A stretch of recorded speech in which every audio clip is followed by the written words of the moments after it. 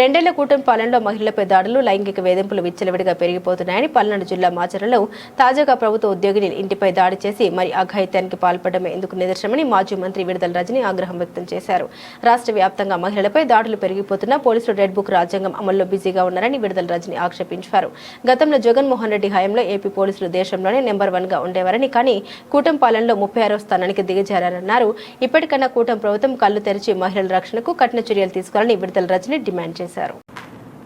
రాష్ట్రంలో చంద్రబాబు నాయుడు గారు అధికారంలోకి వచ్చాక ఈ 2 సంవత్సరాల్లో మహిళలకు రక్షణ పూర్తిగా కరువైంది.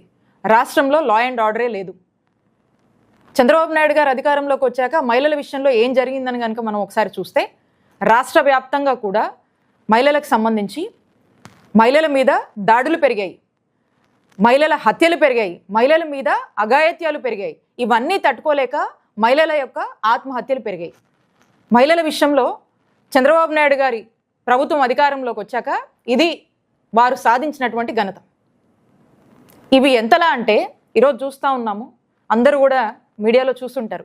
మా పల్నాడు జిల్లా మాచర్ల నియోజకవర్గంలో ఒక గవర్నమెంట్ ఎంప్లాయీ మహిళ తన తలుపు కొట్టి తన ఇంటి మీదకి వెళ్ళి మరి తన మీద ఏ విధంగా అఘాయిత్యం